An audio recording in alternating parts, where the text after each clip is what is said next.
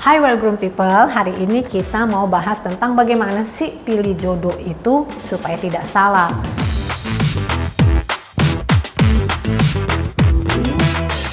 Memang jodoh itu tidak ada yang tahu, dia datang ke kita, kita pikir jodoh. Nah, tetapi setelah bilangnya itu jodoh, menikah beberapa lama atau pacaran beberapa lama, bubar, buyar. Waktu awal-awal pacaran bilang jodoh, saling memuji, saling falling in love, saling pokoknya affectionate each other deh ya gitu. Tetapi ketika terjadi ketidakcocokan, waduh, perang kayak perang dunia ketiga, saling menjelekan. Nah, ini salah satu yang saya tidak suka juga. Menurut saya, orang yang berkelas dan tidak berkelas itu ada perbedaannya.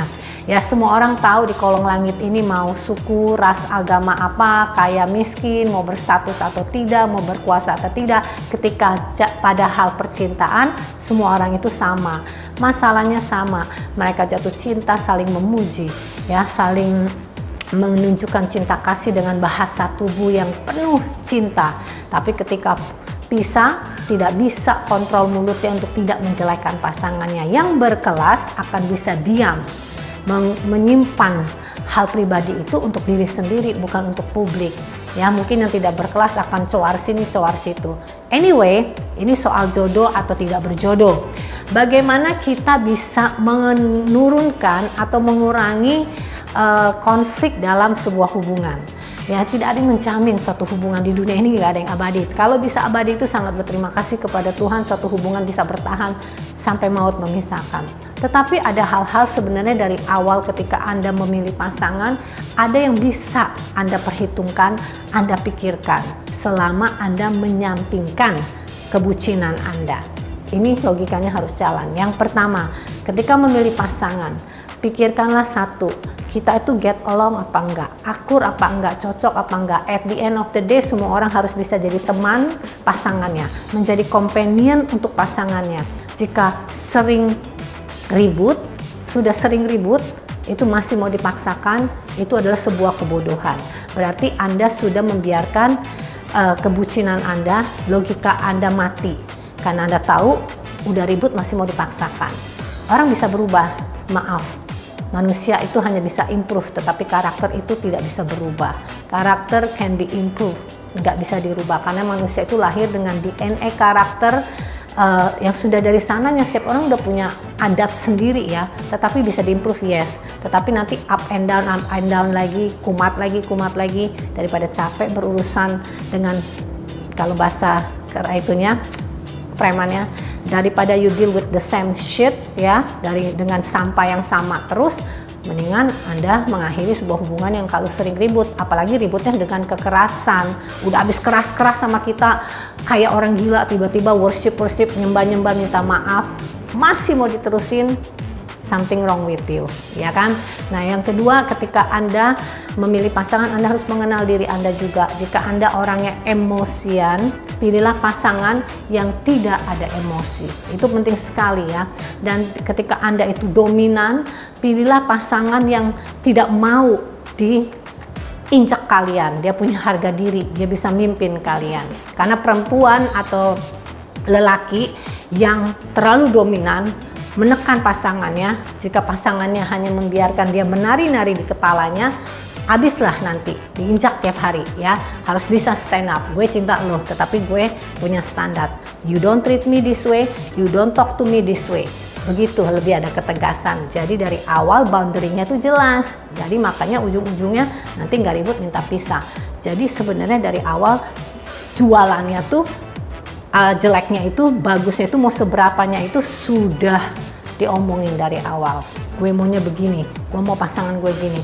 Kata orang belum mau nikah aja udah bawel. Jalanin aja dulu. Iya, tetapi jalanin kalau buang waktu kita. Ya kan, semua orang mau menikah, buang waktu, usia berjalan, dan buang energi, buang uang, buat apa? Jadi jangan sembarang comot. Walaupun kita bukan tidak boleh terlalu memilih, tetapi juga kan harus memilih. Jadi ya, yang pertama tadi, kalau sudah nggak bisa jadi teman, nggak akur, jangan diteruskan.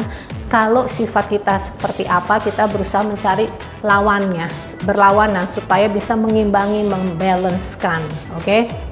Jadi Semoga yang muda-muda yang sedang mencari pasangan tuh mengerti kunci ini. Yang ketiga, jangan terlalu cepat. Entah saya juga tidak mengerti ini sebuah kultur keluarga, orang tua atau agama atau kultur satu negara, bahwa saya melihat banyak sekali orang kenalan dalam seminggu, 2 minggu, 3 minggu, sebulan, terus mau dinikahin, disuruh sama orang tuanya, ya udah daripada lama-lama nanti dosa, nikah aja gitu kan.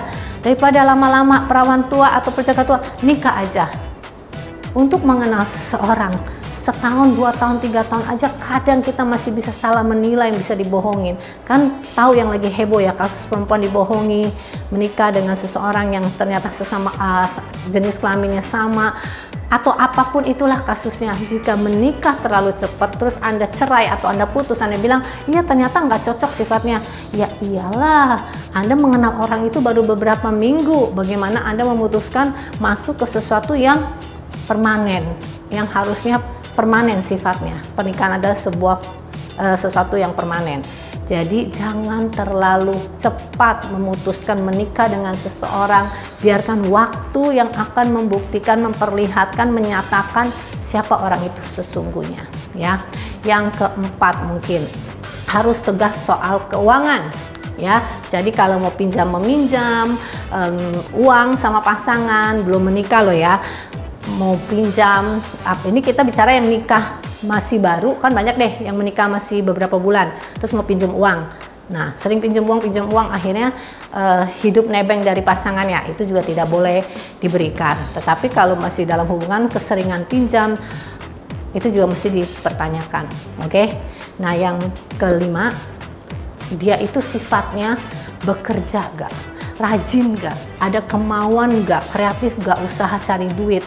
Enggak give up kerja keras. Nah, sifat ini nih mesti dilihat benar-benar. Kalau orangnya banyak excuse, banyak alasan untuk cari kerjaan, untuk menciptakan lapangan pekerjaan, atau untuk nambah dapat uang tambahan, itu malas.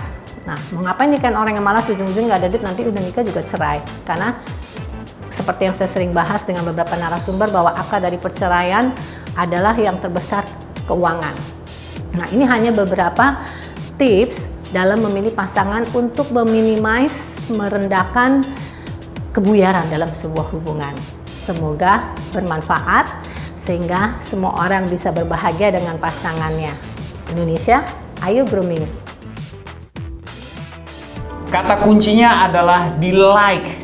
Kalau kamu nonton konten ini dan kamu suka, jangan lupa dipencet tombol like-nya. Atau bisa subscribe pastinya. Jangan lupa juga kasih komen. Kalau like, apalagi yang satu ini, jangan lupa di-share. Kenapa demikian? Karena YouTube Guru Grooming Indonesia adalah sebuah yayasan di mana keuntungan dari YouTube ini kami gunakan untuk 2 hal. Pertama, untuk membiayai anak-anak yang ingin sekolah tapi tidak punya dana. Yang kedua, membiayai guru-guru yang hidupnya kekurangan.